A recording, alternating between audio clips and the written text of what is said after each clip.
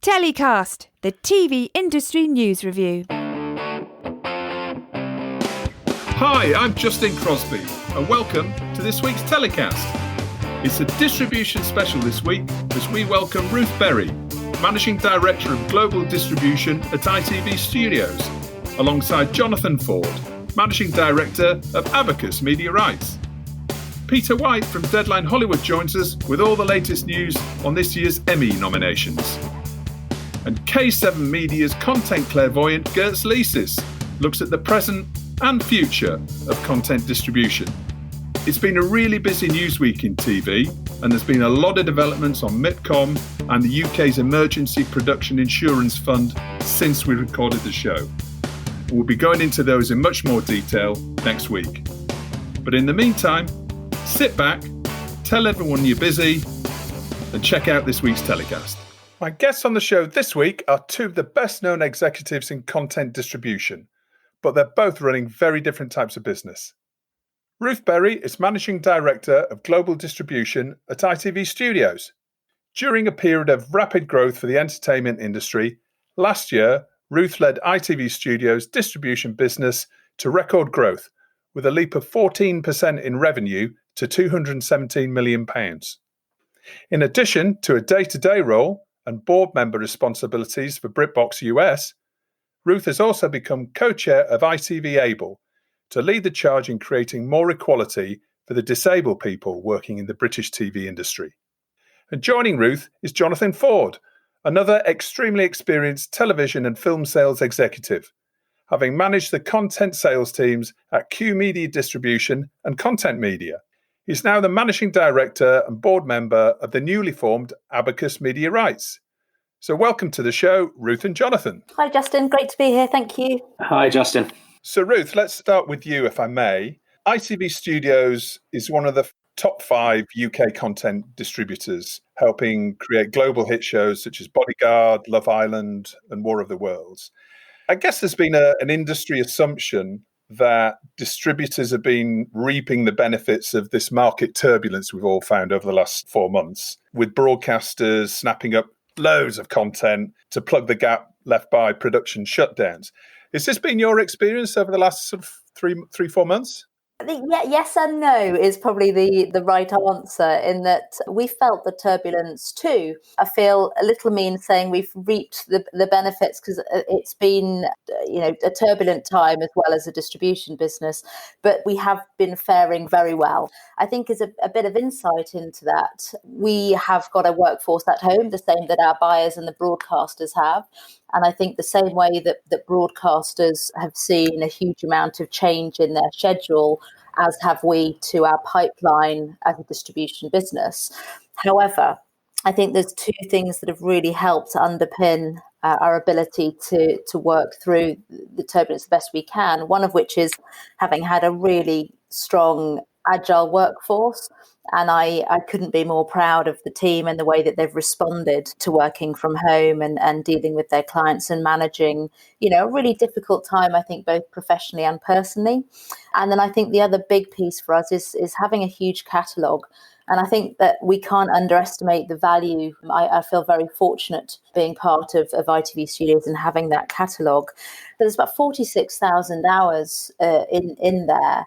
And that covers a huge range of content and programming, whether that's from the soaps that we have a huge amount of content for. I think the evergreen content that you'll see coming from the likes of Marples and Poirot's and Vera and thousands and thousands of hours of film. So it's hard to remember really what life was like, I think, pre-March, and just where all of this turbulence has come from. The other thing I've really found useful for us over the last few months is being close to a broadcast business, because it's amazing how much we've learnt from our colleagues on the broadcast side as to the turbulence you refer to and what impact that's had on broadcast businesses.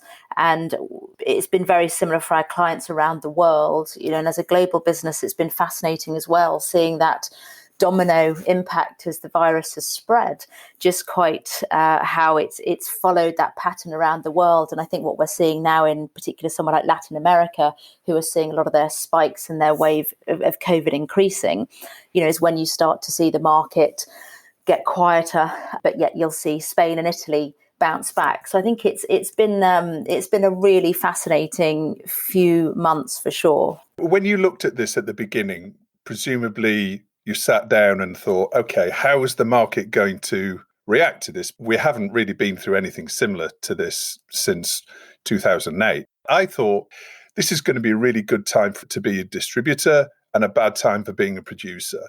Is there anything that surprised you about the change in demand, or has that not really quite happened yet? Do you still see the big effect in buying behaviour change going to be sort of over the next 3-4 months? The patterns are changing all the time, and they're changing geographically as people get a better sense as to what is next for them. And I think, we often talk about the new normal, and the new normal is also a moving feast, but it's fast becoming normal, as opposed to the sort of crisis management it felt like at the beginning of COVID back in sort of March, April. I think what we saw quite early on was a shift in programming, in that there was a lot of news and current affairs, and broadcasters were dominating their schedules with local news and information around the virus and what that meant, and information around lockdowns and what they were sort of planning for the nation, and the safety and all the medical side of what was actually happening. A lot of broadcasters held back their dramas or some of their bigger flagship shows, whilst that messaging was really at the forefront of their schedules. As we saw the COVID fatigue sort of set in, and people didn't want to be reminded on their TV screens every day about what was happening out there, we saw a real sort of a lean in towards more feel-good programming. So there was a lot more demand really for comedy and light-hearted drama, which we then sort of tailored towards that demand.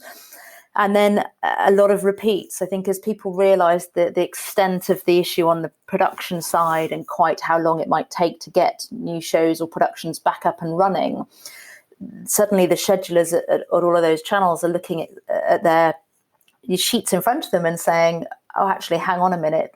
This is where the gap's going to be, and it's heading towards autumn, and what do we do over the summer? And so I think it's been a real conundrum for the schedulers, who are looking at, one, what do they have? How much do they repeat? What are the audiences actually wanting during this time? Because the audience is more fickle, I think, than normal. And then it's coming back to the distributors and looking at what the distributors have that they can then acquire. And that's oscillated over the months, and again on a geographical footprint, because it's been different for everybody, and different people had different stock, or they've got slightly different audiences and demographics. From our side, I've certainly seen an enormous amount more work go into curating the catalogue, digging deep into shows that we've got, and how you bring them to the forefront, because many of our clients and partners are buying shows that they wouldn't ordinarily have bought, because they're having to go broader and deeper, and really look at what they can put on their schedules for the audiences.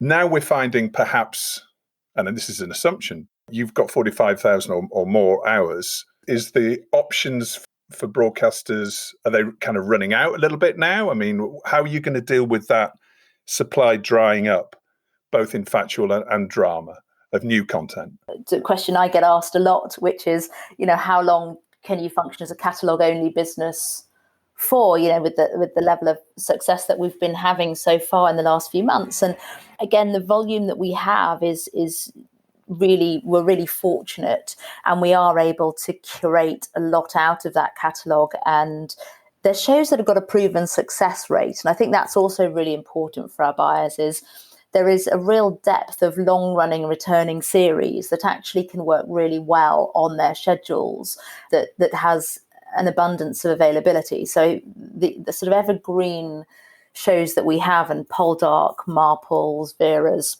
are really doing well in the current period. On the comedy side, shows like Schitt's Creek and Brassic, which has just gone on to its new season for Sky, have been absolutely brilliant. And we've certainly seen more demand in that space. And clients who haven't necessarily taken things before are taking those types of shows. So I think what we found is that by having that wealth of catalogue, people will buy shows that have been maybe on the periphery of their choices before, which is working really well. And then I think we were really lucky as well that we had quite a few shows that were pretty much in the can ready. So if you think about a premium drama like Little Birds, which launches on Sky imminently, that was in post-production. Singapore Grip, likewise, a fantastic British period drama for ITV made by Mammoth Screen.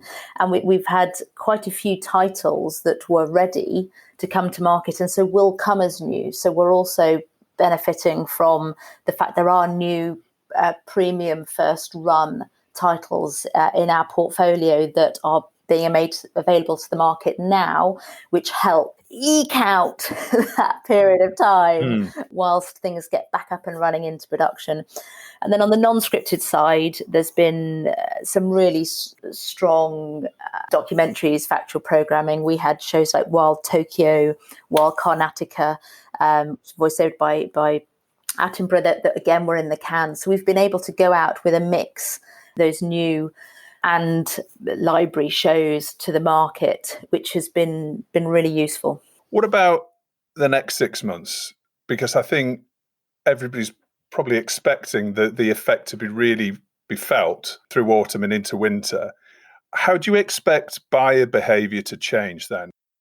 That's definitely a key question on my mind as we're thinking about how we go into the next 6-12 months, and timeframes feel shorter than ever at the moment, I think, because there's just so much change. My view is that it's really important for us to stay close to our partners and stay on the journey together. So it really has been a pretty epic journey in the last few months, and over the next 6 months, we'll continue to do that. It's going to be interesting to see how our buyers respond themselves to the challenges that they face. And I think for us, it's about being as adaptable and as agile as possible. My big sense is that, as in the last few years, a lot of broadcasters have moved to more of a local production schedule. We know, and through our production side of the business, we've been growing that off the back of broadcasters looking at more localized schedules. I think it might become harder for them to afford so much local content, and I think they're going to have to balance that more with acquired content and international programming. I think for us, dovetailing that at a time when there's less US content available in the market because of those US studios launching their own SVOD services. Obviously, there's been a challenge in the pipeline of getting movies, big American movies, into the broadcast world. I think so. I'm feeling optimistic about space for distribution businesses to have really strong programming that will fit into the sort of the new design of schedules for those broadcasters, who I think will lean into strong international drama. We're actually back up and running, for example, in France with Balthazar coming from Boberg Stories. Cat Leia in Italy are back up and running in production, already delivering us Italian drama. We've been back into production in Denmark on a show called Equinox, which they've been back finished and wrapped, which is actually for Netflix. But there's going to be some great international drama focus. I think there's going to be a lot of focus as well on key brands and formats, and those proven successes of formats. And for us, I think that's things like The Voice, Come Dine With Me, Love Island, and broadcasters really focusing on the tent poles and looking at where they can derive most value from their schedules. The next 6 months for us is going to be about really finding the way to adapt with our buyers and continue on the journey with them to find the shows that work well for them, that we can continue to put onto their schedules. Is it sustainable to continue in this way, do you think? I mean, how has not being able to meet physically changed the sales process for you? I think it's been quite hard and frustrating. I think we're a really lovely industry, and people genuinely have very long-standing relationships and friendships and care quite deeply for each other. So I think there's been there's been a real worry for people's health and livelihoods, and I think that's the warm and fuzzy side of why we love what we do. So I think people genuinely miss each other, and not being able to see each other is a challenge from that sort of emotional perspective. I think from a business perspective, we've been able to cope really well. And I think you just adapt to the fact that a video is how you now communicate. I'm sure my eyesight is getting significantly worse thanks to it. But, it's how we do business now, and we're effective in doing it. So, it sort of has to be sustainable for as long as we need to be operating in this way. We've been able to operate well this way. I know that, I think in the month of June, we closed over 100 deals, at least in a month, which, again, if you had asked me 6 months ago, would that be possible with everyone working from home? I think I would have looked at you really strangely. But it's the reality now that we can do this. However, you do miss the nuances of those relationships. And every now and again, we all we creep out and we do meet each other face to face. And I think when you're in territory, it's really useful where we've got sales teams in territory. They are starting to meet the buyers face to face, and they'll take that trip to Paris and obviously in the UK or in Italy, Germany, the US and other places. And I think once you do see people face to face again, you realise how much you've missed. So it's going to be a fine balance over time, because it's not going to be quick that we all get back to see each other. But we are a pretty big FaceTime industry. We can operate without it, but I definitely miss it. Do you feel this has sped up the sales process or slowed it down? Depends a little bit on where. I think in markets that have quite a hierarchy and established approval process. So if, I pointed towards Asia, India and Asia, China in particular, I think it slows it down because it's much harder to get through all of the hoops to get to the end of a deal. But in the markets where you've got, Western Europe, the US, where you're all pretty used to trading and you've got a rhythm, it's the same as it was before. I was going to ask you if you're attending MIPCOM. We've seen this week that you've announced your own event and you're not going to be attending MIPCOM. Tell us a little bit about that. Yeah, we're really excited. So we're extending our festival success that we've had for the Formats Festival and the Drama Festivals early in the year in February into the Fall Festival across 3 weeks in September, October later this year. So we've really wanted to try and find an environment for us to still meet with clients and find a sort of a condensed period of time where you can ask clients to commit to spend some time with us and create, a virtual marketplace, because that's what we miss the most, is being able to have those key points in time where you're focused on selling. And for the sales team, we have ITV's financial year is the calendar year, and they're all really focused on okay, what does that mean for us? How do we still transact with our clients and be able to deliver them sort of immersion into our content to make those sales? So it's the sort of market meeting section of that is really going to be quite key for us, and helping immerse our clients in these great brands, and back to sort of what I was saying earlier about how I think the buying patterns will change, is just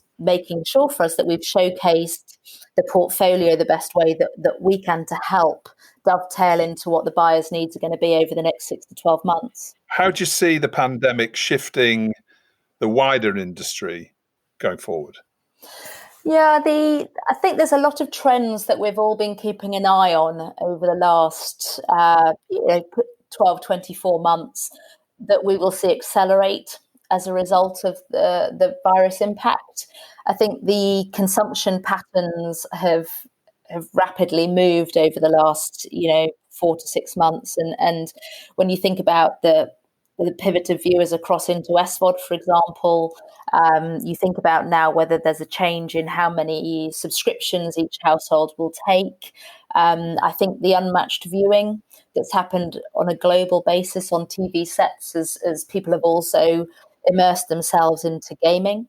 I think there's a lot of consumption change as people have been at home and living in a different way. I mean, I certainly notice just how many things I do differently to my house now. I'm here all the time and I'm not traveling and in the office. And I think people's ways of living have changed and therefore how they consume TV, film, gaming is really going to impact what happens next for your TV set and what that means for platforms, broadcasters, content consumption, social media over the coming couple of years. Jonathan, coming to you, thanks for joining us. You've set up a whole new distribution enterprise pretty much entirely in lockdown, which is a huge achievement.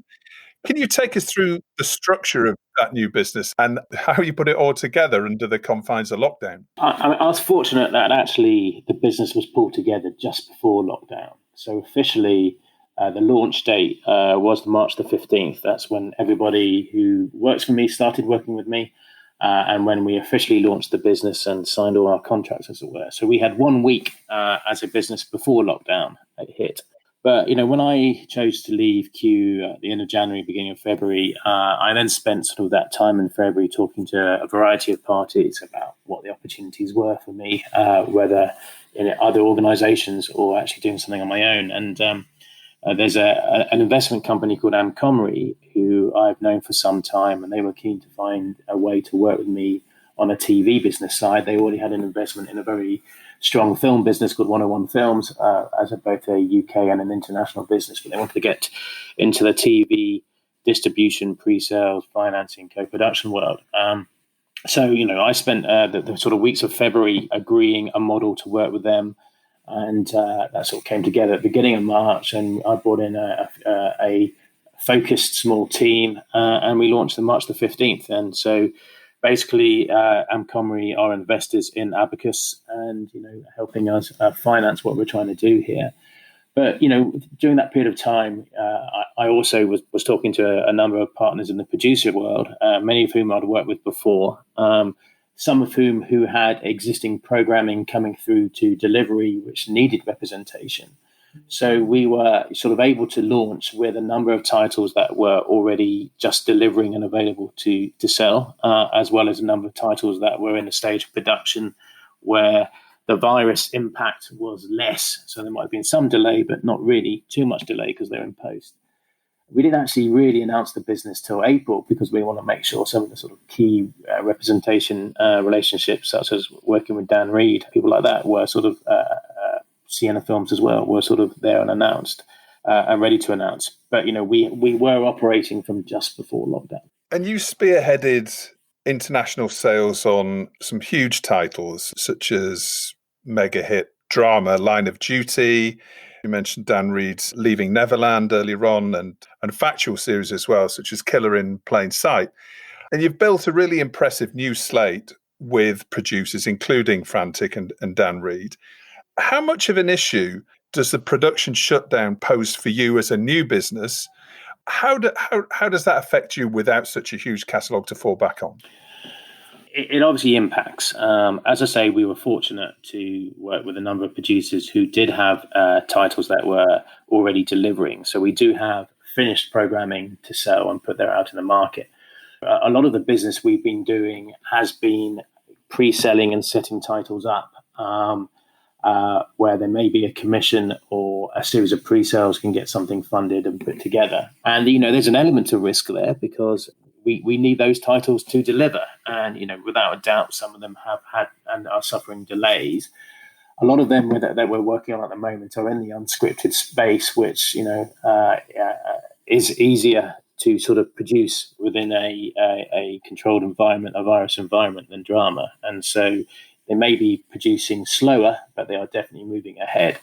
But what we also did is we sort of created a number of partnerships with suppliers, producers, other parties where we could get access to an existing catalogue to sell. So one of the things we're doing is we're representing a range of the documentaries that Gravitas Films from the US control the distribution rights for. We're representing them and selling them around the world. So we have a strong slate of documentaries.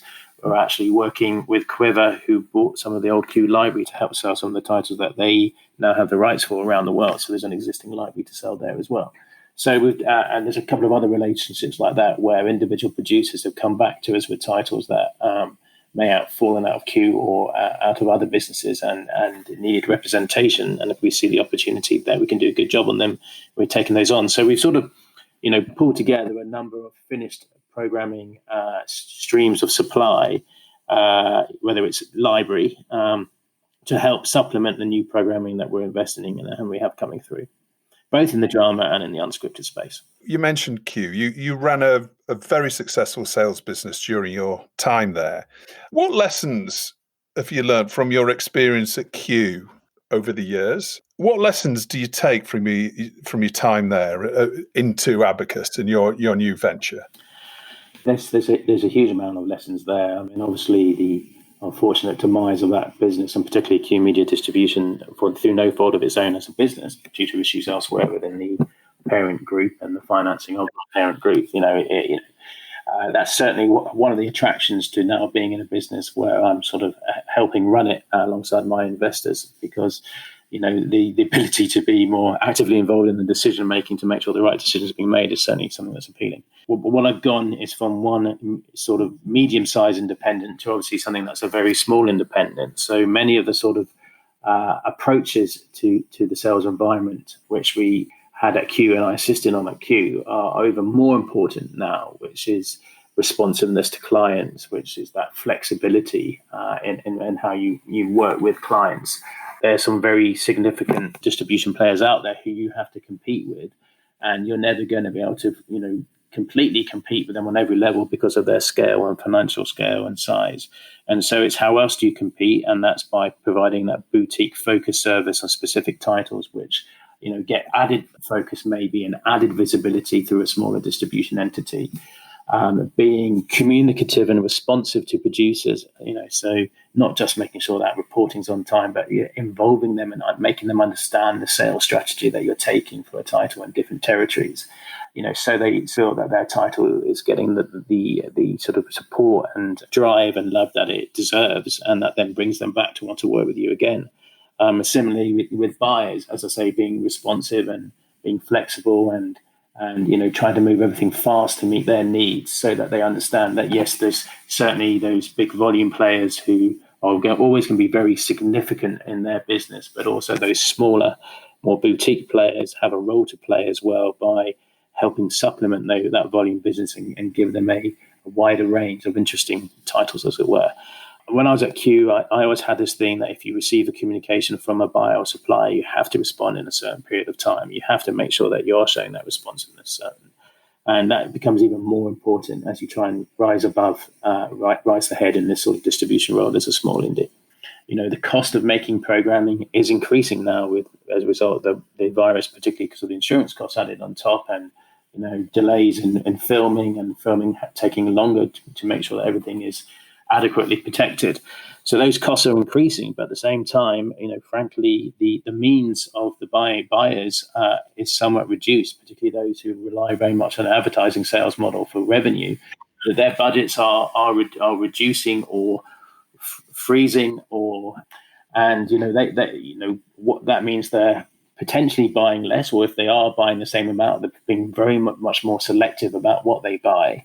And also the rates at which they can buy at are somewhat reducing. So you have an interesting dilemma where the cost of production is going up, but what people can pay for titles, particularly in the distribution world, is reducing. And so how do you make that gap up? And for an independent distributor, it means you've got to be very careful about what you're taking on and making sure that you are certain in your estimates and your forecasts. And also that, looking at alternative models and seeing if producers and commissioning channels are open to alternative models where it may not be, hey, here's an MG for distribution. It may be, look, we can help try and set this up in a couple of other places that ensure the budget is met and the full financing is met, particularly with these additional costs that are now being incurred, as it were. And the production financing aspect, is that more important now in your role at Abacus than it was at Q? I mean, putting these deals together and bringing broadcasters together, because I imagine pre-production and co-production partnerships are going to be more important than ever. As you said, there's going to be lots of broadcasters with less money, but still the same amount of hours to fill on their schedules. So presumably co-production is more important than ever it has been before. Yeah, and I think this probably applies to distribution businesses of every size. The world of pre-selling and setting up co-productions is becoming increasingly important across scripted and unscripted. Whether it's me or a bigger independent or anybody else, the idea that you just pay a big MG and that's the financing complete is no longer really viable. You have this amount of money coming from this territory, but you have this gap. How can we get that set up and elsewhere and that gap filled? And those partners all come in and then you go out into the market with it.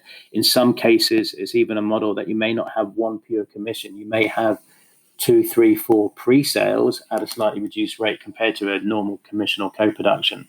So it actually gives better value to the originating channels because they're paying less than they would do for a pure commission. But then you're getting 3 or 4 of those to pull together to get a production financed and made. So yeah, that's becoming increasingly important to us. Both knowing which channels will consider those type of models of pre-selling and pre-buying into something, but also understanding what other financing partners are out there who may come in and fill gap on a producer's production.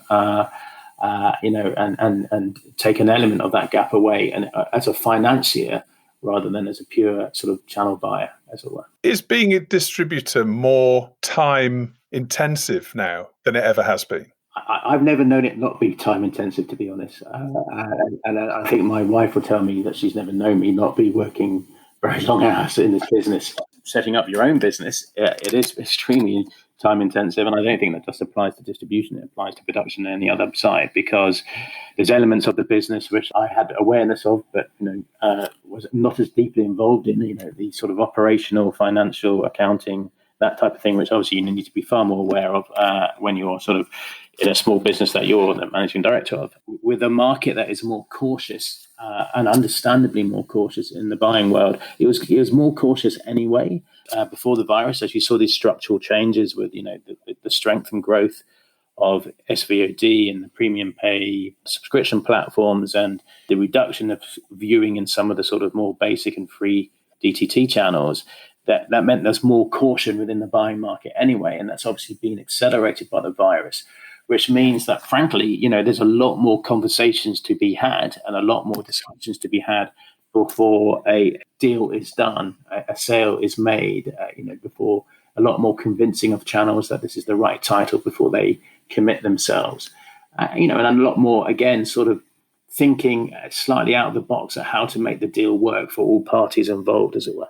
Do you think that the next 6 months things are going to speed up much more in terms of, channels and platforms working out that actually we've got a lot of time to fill and not enough programming? I mean, quite simply as that. Is the supply and demand balance going to shift, do you think? I mean, are you going to see a bit of a gold rush over the next 6 months? I don't think a gold rush is the right phrase. And I think obviously distribution entities which have that sort of established large libraries, which remain popular and have always been popular, there'll be certainly strong opportunities to fill gaps with those libraries where they've got those established multi-episode brands. I think what I'm seeing in the market is the premium pay and SVOD guys who have their sort of very specific high-end style of programming that they're looking for.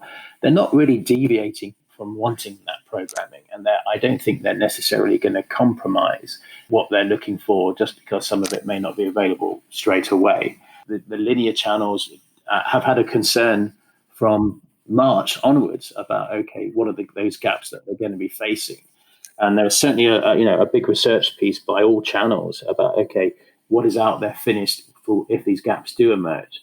I think what you're seeing, particularly again with those ones who suffered from the ad market not being as strong as it was previously, is they've certainly done that research, but at the same time they have faced budget slowdowns or cuts or freezes. They've done that research. They are worried about the gaps, but they're also having to be very selective about what they invest in to make sure they're getting the return on the more limited budgets that they have. And they are utilizing far more the secondary runs that they have within their existing licenses on existing product.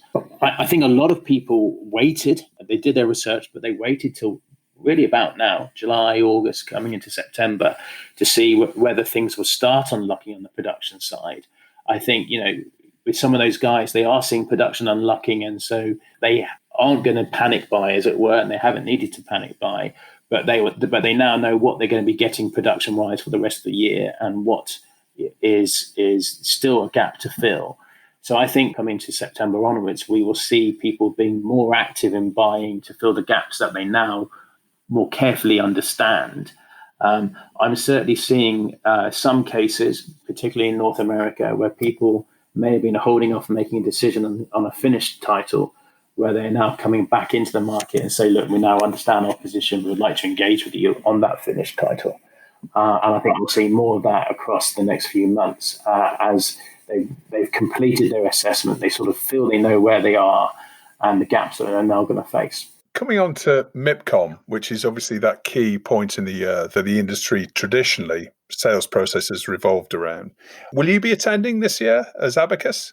We secured a stand space, but obviously we, like many other distributors of all sizes, are waiting to see actually what happens. I don't think the final go-ahead from even Reed Medium's perspective is till around the 1st of September, whether they actually will definitely be running it in whatever form that they expect. We have a space secured. Whether we attend will very much depend on what the rest of the market is doing. And frankly, it worries me significantly that I can't see there being any real North American buyers attending or sales companies or Latin American with what's going on over there at the moment with this sort of virus increasing. So I have my doubts as to whether the market will exist in its current planned form. But for us, it's very much a wait and see. Ruth, your story of the week concerns the green shoots of recovery in production that we talked about earlier. Tell us a little bit about that. I'm an eternal optimist, so I love anything that's got positivity that gets us back on track. So I think it's great that we're starting to see a way forward. I think, we had some really good early green shoots with some of the soaps, led by one of my favourites, obviously, with Neighbours in Australia a few months back. And I think from there, things have grown, confidence has grown, and people are really focused on when we get started. There is such a brilliant sort of collaborative and sort of a teamwork camaraderie within the industry of people just wanting to be back in production, and whether that's for whichever broadcaster or platform, it's just this fantastic amount of goodwill and energy going into trying to get us there and get cameras rolling. And across all genres, I think it's a particular challenge for drama. I really do. And there is so much work going into that. I think innovation. And I've always loved the sort of notion that necessity is the mother of invention.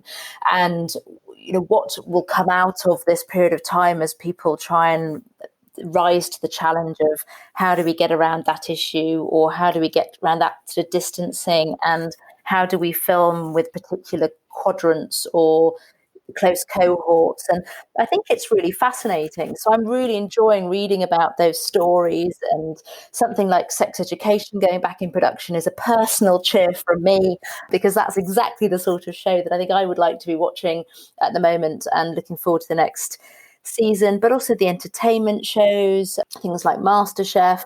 It's great to see the energy in that, and I think there's a level of collaboration across the industry I've not seen in this way before, which I really love. I think it's just brilliant, and again a testament to the industry that people are working so closely together, coming up with guidelines to make sure everyone stays safe. And then the sort of the trends that will emerge from this, and whether actually best scenario is to focus a bit more on domestic drama for a while, so that things can be a bit more contained. What will it mean for episode lengths? Have we seen a huge amount more writing happen during this period, and actually will be able to work through drama quite quickly, sort of COVID. So I think there's a lot of things coming out of it that just really excite me about how things will be done differently and how that could well sort of move the industry on, proliferate everyone's learnings. And I'm going to go for the silver linings out of those stories. Yeah, let's absolutely keep all of our fingers crossed on that and production being able to continue safely. And actually, we spoke to Dermot Horan from RTE a few weeks ago, and he was talking about normal people and shows such as that have been able to be produced remotely, domestically. He was thinking that domestic drama from all over the world could actually really start to see a bit of a resurgence now, as opposed to more international shows. So that's going to be really interesting to see. Jonathan, your story, unsurprisingly, is related. And this is about UK production in particular. Yeah, I mean, basically what I was picking up on here is again, it's related to how we get all this production restarted, which the whole industry is relying on for success. The production, distribution, the channels themselves.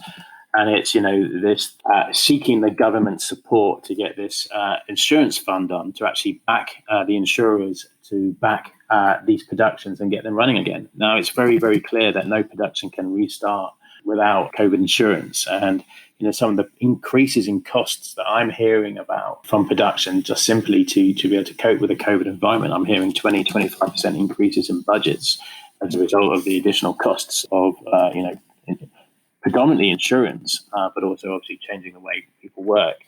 It's just the story that, this pact and John McVeigh certainly leading the charge in trying to push the government to providing this fund to underwrite insurance companies to provide cover for coronavirus. And the unfortunate issue that we are facing delays on this fund getting in place, partly linked to the fact that during the Brexit transition, we are still reliant on EU approval. But it's a frustrating thing to see that, this is moving so slowly, because this industry, all aspects of this industry, needs this fund in place as soon as we can. And I, just talking to a range of producers that, I work with closely, the cost of this insurance is very strong. And hopefully a fund like this will help bring that down or encourage the insurance companies to be a little bit easier with how they issue this insurance. It's just wrapped up with the government again. And they obviously have a lot to deal with. And every part of the arts world is obviously facing similar issues. But it's just a shame to see it is moving so slowly. And I hope we get this resolved soon.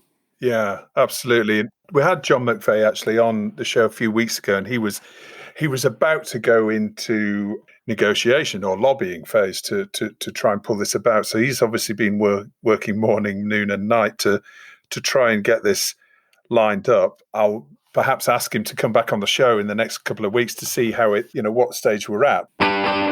So it's that time of the show where our guests get to nominate their hero of the week and who they're going to be telling to get in the bin.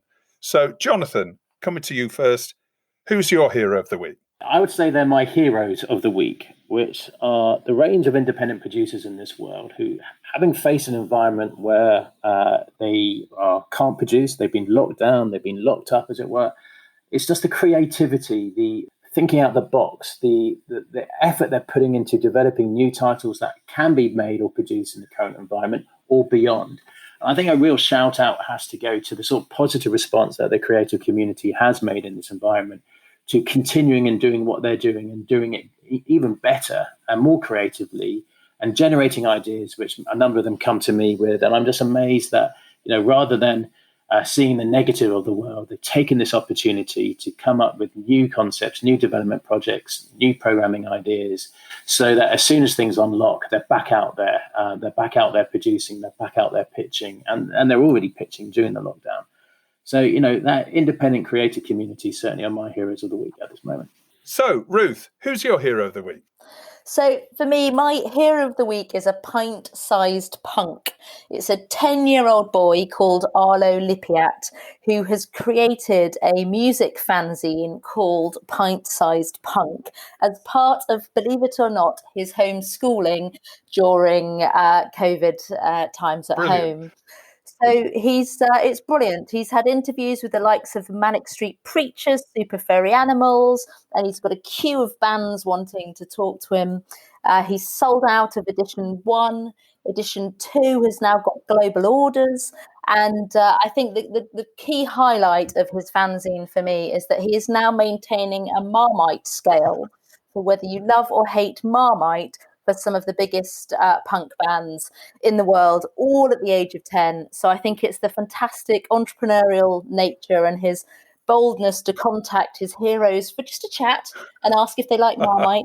And the modesty of his brilliance. So fantastic. Good on him, Fantastic. I say. Well, I completely agree. And now we're finding that Q Magazine, we saw that Q Magazine has bitten the dust. And I think we're also finding that the likes of NME and Kerrang and a lot of these indie and metal and rock and punk mags have sort of bitten the dust when they've been part of these huge publishing groups. So maybe Arlo can spike a new a resurgence in the fanzine market. That would be a good thing. Jonathan, who or what are you telling to get in the bin this week? Well, for me, as a new business, I find all the tax authorities around the world very frustrating because what you have to do as a new business is get yourself set up to be able to trade with companies in the US and Germany and around the world. And the tax authorities, who in my mind should be trying to move a little bit faster because, the economies everywhere are a little bit more challenged and we want to be generating business.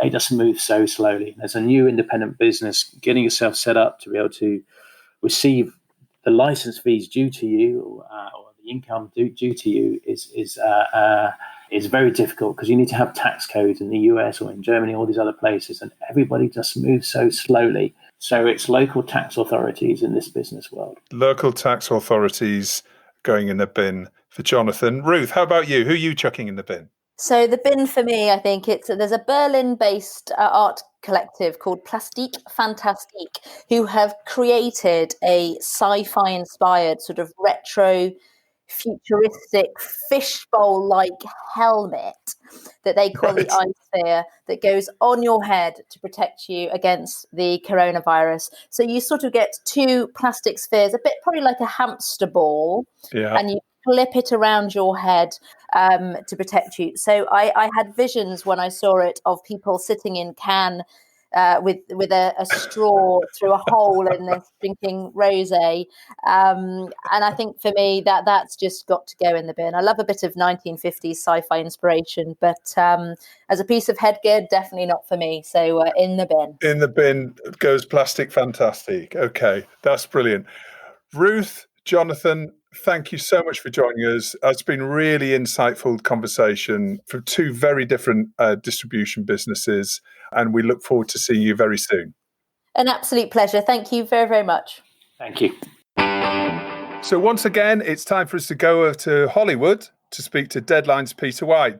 Peter, we missed you last week. How are you doing? Hey, Justin. I'm good, thank you. I'm nice and rested from a week by the beach.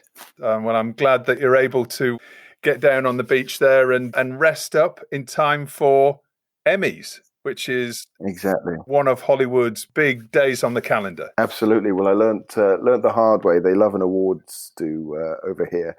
So Tuesday morning was Emmy nominations. It was obviously held virtually this year with Leslie Jones hosting the nominations. The big news, I guess, was Netflix.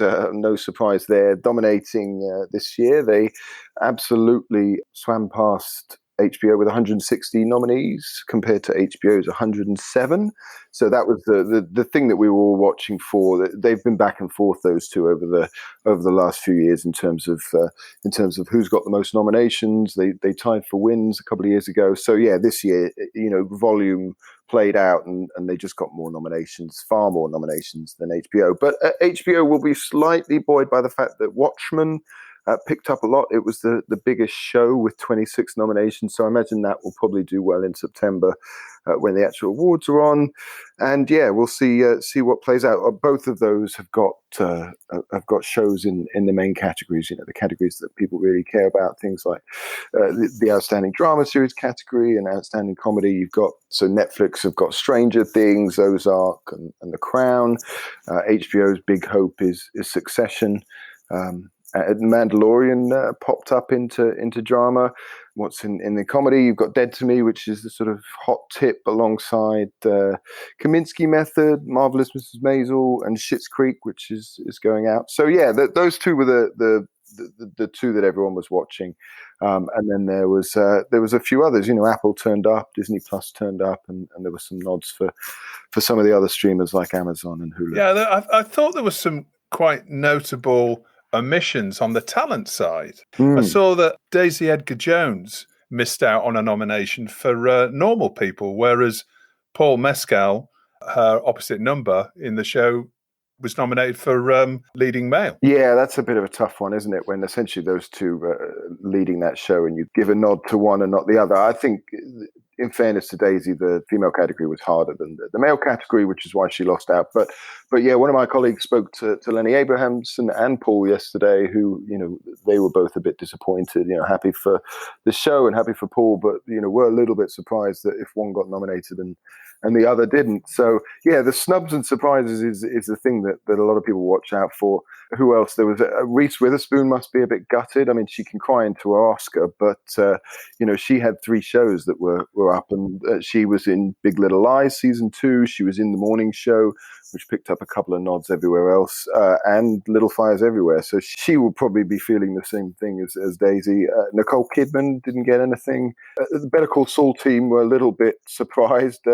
Bob Odenkirk didn't get anything. So yeah, there was a few things like that. Rhea Seehorn, I was completely expecting her to get a nod. Completely, it's a really strange phenomenon when that show is always given the kudos by the Academy voters. It's in that best drama series, but you sort of think, well, hold on, if you think it's that good and the writing gets it and the directing gets it, but that show is essentially made by those two, on-screen performances. So yeah, it is a bit odd. I mean, I won't try and understand the Academy voters. And the same goes for a few other things, like they'll give Curb Your Enthusiasm the comedy nod, but, Larry David's nowhere to be seen. A few people were a bit gutted for Never Have I Ever, which was the Mindy Kaling Netflix comedy, which, incredibly diverse cast, a bit of a different story, didn't get anything.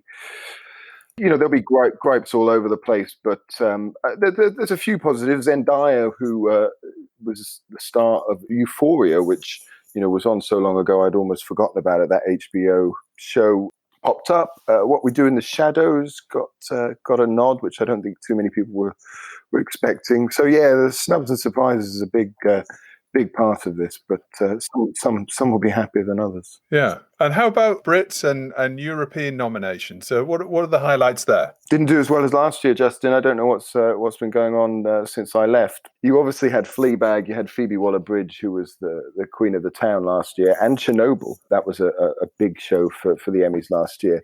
There wasn't really anything of that same ilk. And similarly, Bodyguard made it into the best drama series last year. The first time a BBC show had done that in over 50 years. So, you've got things like The Crown are still in there, and Killing Eve, which, most people still think of as a British show, even though it was commissioned by a US broadcaster. But, I guess Normal People, although I'm very careful to say I think that's an Irish drama rather than a British drama. Nothing for Queers, nothing for Sex Education. But the other big Brit over here in Hollywood that lost out was James Corden. There was a bit of a peculiar rule change this year that dictated the number of entries in certain categories. So for some of the slightly smaller categories like the late night talk shows or the sketch shows, they actually decreased the number of nominations. So last year, Corden's Late Late Show was up there alongside The Daily Show, and Jimmy Kimmel and John Oliver on Last Week Tonight, but he's missed out. So that's a bit of a blow for him. It's a bit of a surprise. He campaigns and he's very well liked amongst Academy voters, but I think on the whole, these voters are rather conservative, as you can tell across the board. They stick with who they like, and I think James is probably still considered the newcomer, so which is probably why he's lost out in that. Michael Douglas, who you interviewed on his Emmy For Your Consideration tour, if you like, did he get nominated? He did, yeah. Michael's in there, my old pal Mike, alongside his co-star Alan Arkin, and the Kaminsky Method's been nommed for Outstanding Comedy Series as well. So I spoke to Chuck Lorre actually yesterday, He was very pleased. So Chuck has been up for that category a few times with The Big Bang Theory. A few chances at bat, as he said, but he never won. So no, I think there's some hope. Whether it's this year, the Emmy Academy voters tend to like things on their final season, as you saw on Game of Thrones last year. I think what you might see with Schitt's Creek this year. So given that Kaminsky Method has got one more season to go, which he's currently writing, no idea when they'll shoot that. I actually wonder whether Michael and Alan and the show might get something next year rather than this year. The other one that I thought was interesting that everyone was talking about yesterday was Quibi. Slammed in the press, and obviously has been not necessarily been the success that Jeffrey Katzenberg would have hoped. Got 10 nominations. They'll be relatively pleased with sort of nods for things like Dummy and Reno 911. They didn't hit into any of the main categories, but 10 noms on your first go out's not too bad for the quick bites. Hopefully that'll give them something to smile about. Obviously, they've got lots of work to do to try and make Quibi a success that they were originally hoping it could be. But yeah, let's see what the next few months brings for them. Peter, thank you so much for giving us that overview on the Emmy nominations. When are actually the awards take place? September 20th, Jimmy Kimmel hosting. Very much likely to be a virtual ceremony. I don't think they've officially announced that, but that's where it certainly looks like. I can't imagine that too many of these stars congregating in a ballroom in LA anytime soon. I expect not. But okay, well, I'm sure there's going to be lots of conversations that we'll have in the run up to that as well, and get your top tips for who you think is going to be the main winners and losers for that. Peter, thank you so much. Have a fantastic week, and we'll speak to you soon. Thanks, Justin. So once again, we get to go over to Riga to speak to our very own content clairvoyant, K7 Media's Girts Licis.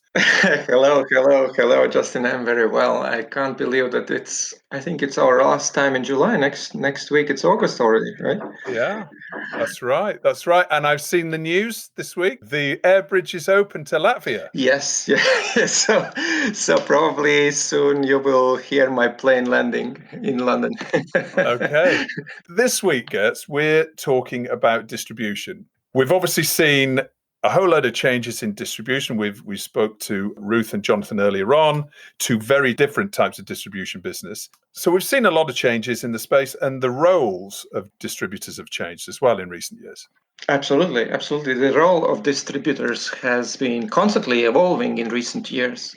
And it's so not enough to be a distributor in a traditional sense anymore. I think there is much less fat cat-like behavior, even if you are big, well-established, with deep pockets and the biggest of catalogs. The competition has become just so fierce on all levels that it's keeping everyone on their toes. So it looks like a future distributor is someone really flexible, a full-service agency and partner to producers as well as buyers, getting involved increasingly early in a project, even before it's been pitched, and adding value at every stage of it, from concept and development to matchmaking and creating the best production partnerships, and also modeling the best appropriate distribution strategy in each individual case. It also means that smart distributors are increasingly looking to hire people with strong editorial judgment who have the guts to make these right decisions. And the co-production model has become like the rule rather than exception nowadays, because everyone is trying to mitigate the investment risk. And I think this trend will continue to grow post-COVID as well. Putting together a co-production doesn't necessarily mean jetting around the globe these days. It's a mixed economy. As a seller, you need to be prepared that not every project will be recouped. Investment in unscripted usually is making returns pretty quickly, whereas with scripted, you might have to wait for second or third season, and so on. While the bigger players, particularly those operating both production and distribution business units, seem better geared up for this challenge, the smaller distributors can be found more attractive by those producers and other indies who are looking for more attentive and bespoke service. So there are pros and cons in each scenario. With a big distributor, as a creator or producer, you can get attached to that big name where the brand sells itself. You go there because there is a prestigious lineup. But on the downside, it doesn't necessarily mean people selling your product will have seen it at all, because how can they watch so many thousands of hours? When you go with a smaller player, you can be almost certain that those selling watch all the content and are passionate about all their shows because they must work hard to sell it. And we are also seeing that it's not necessarily crucial for a distributor to be an all-rounder. There's definitely enough space for smaller niche players if they follow a very clear strategy, if they have a clear USP. Whether it's focusing on a special genre or pushing programming created in a specific country or region, or being known for representing new voices, anything that clearly differentiates them from the rest. Among the biggest challenges for distributors in recent years have become global rights acquisition deals and the rise of direct-to-consumer services.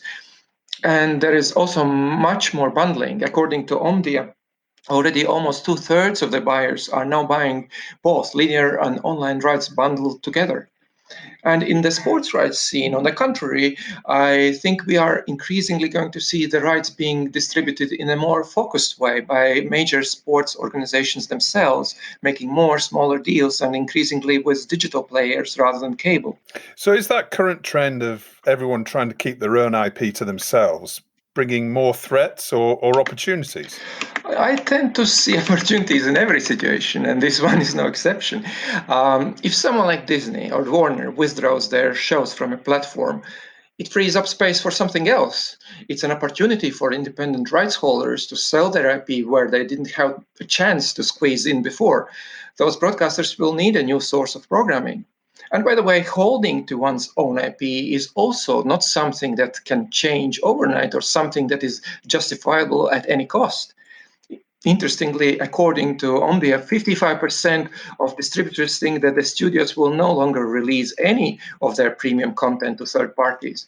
But I must say that, for instance, just to compensate the possible revenue loss from all the deals which Disney has had with third parties in UK alone so far, if they decide to get rid of them, would require Disney to sign up around 10 million paying customers on their subscription service. I trust these big brands know what they are doing, but sometimes it feels they might be maybe too self-centered to see the reality around them. I personally wouldn't be so sure, for instance, that just bringing friends or office to their own platforms will instantly bring the success with it. Because let's not forget that The Office, for instance, actually grew so big only on Netflix. It was never a big show on NBC before. Or let's say Harry Potter. I doubt that there are a lot of people outside the industry who actually know that this is a Warner franchise. And let's be honest, they probably even don't care. They just like to watch these movies. And how about online distribution platforms? Are they thriving during the lockdown? Presumably they are. I think that similarly to Disney Plus launch in Europe, the pandemic provided a once-in-a-lifetime opportunity for online platforms. It is no doubt the best time to show and to try the advantages of such business model.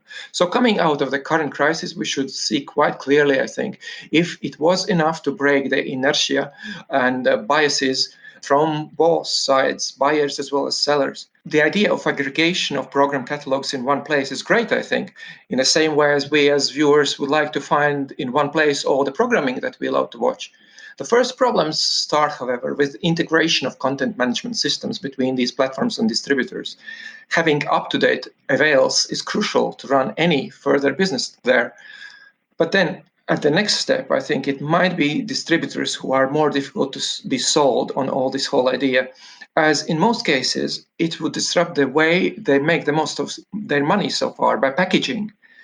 Because online distribution gives a way to cherry picking shows rather than negotiating content packages. So there are two online distribution strategies where I can see a value. One is when it facilitates buyer-seller matchmaking, but then these two continue doing business face-to-face. Or it's a complementary revenue stream for distributors, helping to extract more value from their programming by assisting to handle those clients, particularly the smaller clients in each territory, or those from smaller and poorer markets, where sometimes the amount of revenue from a contract might not even cover the expenses carried by face-to-face deal making. Another thing, a definite added value such platforms could bring to the sellers is the data, of course, as if their online client base is diverse enough to provide a reliable source of information, these platforms could be able to provide an invaluable source and insight into buyers' habits. Perhaps we might see a mixed model developing where you have digital distribution for a certain number of territories, almost that long tail of sales, if you like, whereas the sales teams really focus on the main, really important high-value titles. Do you see that as something that could develop from this?